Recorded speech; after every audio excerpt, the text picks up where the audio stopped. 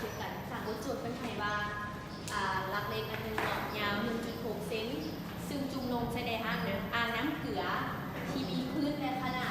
ดกับน้ำเกลือหันลักเล็กนั้นพ้นจากน้ำเกลือให้เป็น1 เมตรและมีเงาที่ทัก2-3 เมตรจงเข้าหารวมเงาที่อยู่พื้นอ่างถามว่าอัตราหักแสงของน้ำเกลือนี่ถามว่าอัตราหักแสงของน้ำเกลือแมนฮักถามว่าอัตราหักแสงของน้ำเกลือแมนทัก2-3โดยเอามาวางเลยได้พวกก็คืออันนี้เป็นทอนเล็กเนาะแล้วนี่เป็นพื้นเพียงโดยที่ว่านี่เป็นหนาน้ำเกลือซึ่งว่าเขาวางเป็นสภาพเป็นรอบอากาศเป็นแบนรอบที่1เป็นอากาศและที่2เป็นในหนาน้ำเกลือซึ่งว่าโอซีนี่เป็นทอนเล็กที่ว่าจุ่มลงในหนาน้ำเท่ากับ NA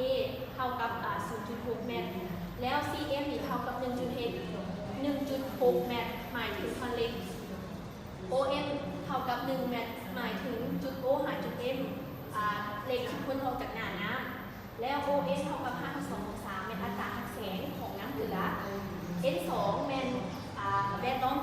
อมของน้ำแล้ว BC จะเท่ากับเท่าไหร่เขาพูดว่า BC เท่ากับ CA บวก AB เขาวางส่วนคิด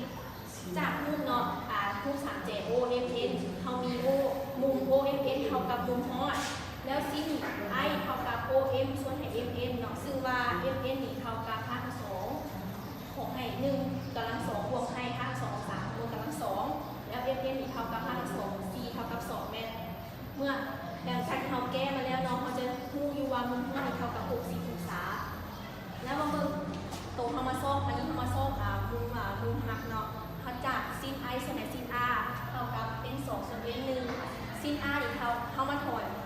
เอาซิน R จะได้อยู่ S1 ส่วนให้ S2 คูณให้ซิน I เท่ากับแทนตัวเลขไซน์ก็จะได้อยู่ได้อยู่1ส่วนให้5/2-3คูณให้5/2-3ส่วน2เท่ากับ1/2ซึ่งว่า1/2นี่เท่ากับ3ซินของซิน30เนาะแสดงว่ามุมหักนี่จะได้อยู่30เอามาที่เรามาส่งAB เท่ากับเท่าไหร่เอามาเบิ่งตั้งของR เท่ากับ A B ส่วนให้ AN ซึ่งเขามาถอนเอา A B เท่ากับ AN คูณให้ตั้ง30ซึ่งมันตั้ง30นี่เท่า5/2-3/2 แล้วมาแทนตัวเลขใส่ได้อยู่ 0.6 คูณให้5/2-3/3 เท่ากับ 0.2 5/2-3 เขาจะได้อยู่0.2 5/2-3 เมตรนอกจากนั้น BC เท่ากับ